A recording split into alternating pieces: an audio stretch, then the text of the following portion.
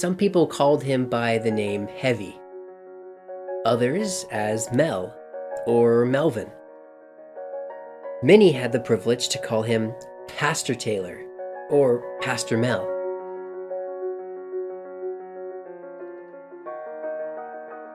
But me, I only knew him by one name. In fact, I am one of 9 people in this world that had the privilege to call him by this name. And that name, of course, is Grandpa.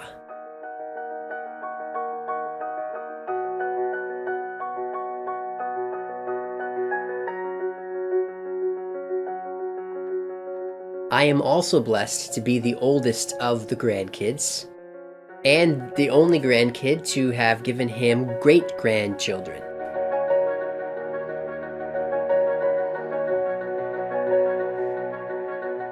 And this, of course, among many other reasons, is the reason that he often would refer to me as his favorite grandson. And I think this is probably common knowledge that I was his favorite, but just in case the other grandkids are watching this and they're hearing this for the first time, just know sometimes the truth hurts.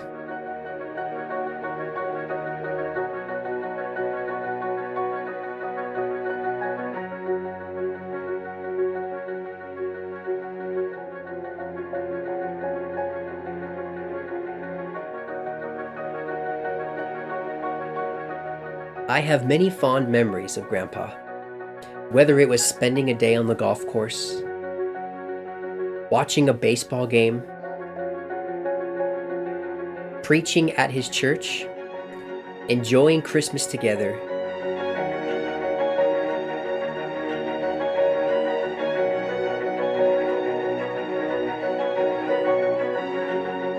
or, of course, playing our favorite card game, High-Low.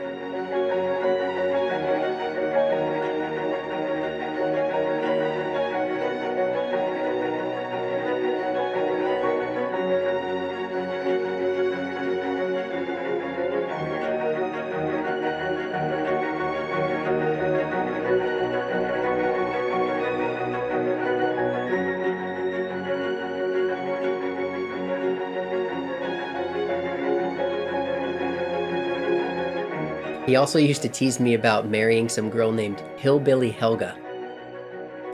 She must live in Arkansas because I've never met her before. But I remember in 2012, just after I had graduated from Bible college, I was getting ready to move up here to British Columbia, Canada, where I currently live and work as a youth pastor. Who was it that helped me drive from California all the way to the Canadian border? Well, my dad, of course, and Grandpa. It was a long 16-hour trip, but it was such a fun trip. We talked about ministry life and serving the Lord and the state of our country, and of course, reminisced about fun stories from the past.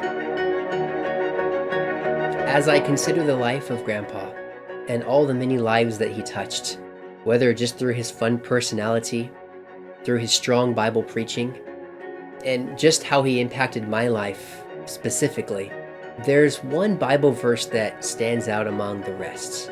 And it may not be the verse that you would pick, perhaps, but of all the myriad of verses that I could choose to describe Grandpa, this one verse really applies the most to me.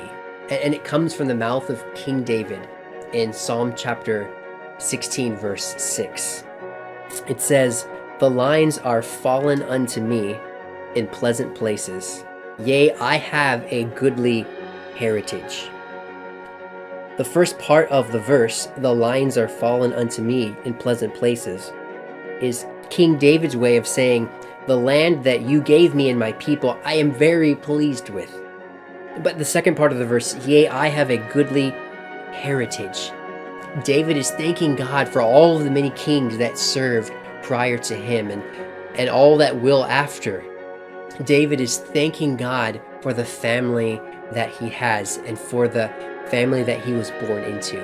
And this is the reason I appreciate this verse so much in relation to Grandpa, because I am so proud to be a Taylor. I'm so proud to have Taylor as my last name, to be in the lineage that Grandpa helped continue for the Lord. I know that Grandpa wasn't perfect, but I know for sure that it was his desire that his heritage follow the Lord. And it is for this reason and my love for the Lord that I desire to continue this legacy by following the Lord and helping my family do the same. I feel that this is the best way that we can honor Grandpa.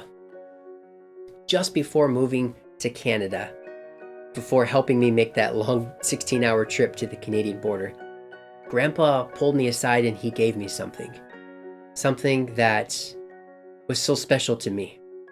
Grandpa gave me his Bible.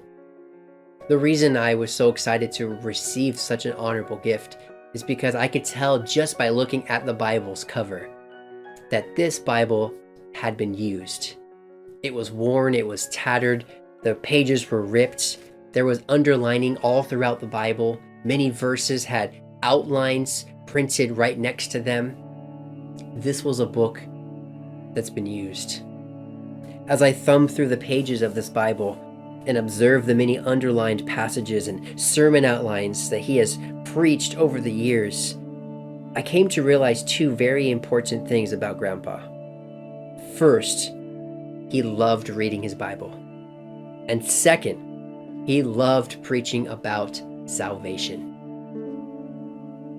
I could tell he loved reading this Bible, and not just because, it was worn and tattered, and not just because of all the underlining that had been done and all of the scratch marks and the rips in the pages, but the reason I can tell he really loved reading his Bible is because at the front of the Bible, at the table of contents, you can see dates next to each book of the Bible.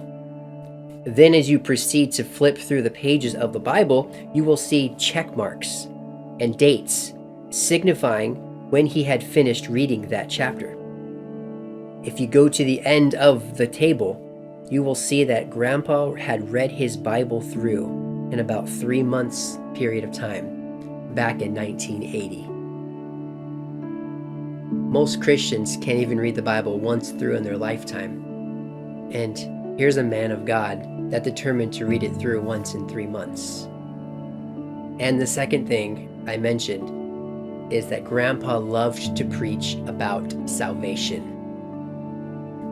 As I began to study the outlines that were written in his Bible and in the back of his Bible, and began to study the verses that he underlined, most of them all pertained to Jesus Christ and our need of salvation.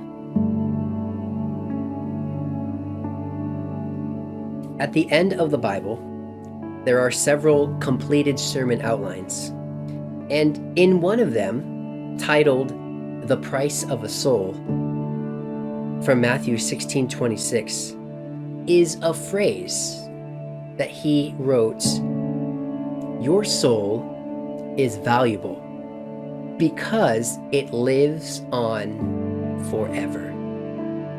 Your soul is worth too much to go to hell."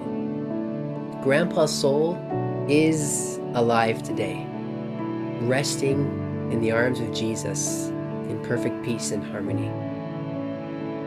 But not every soul will one day end up in the arms of Jesus. Unfortunately, many souls will pass on and find themselves in torment in a place called hell forever and ever. But that doesn't have to be you.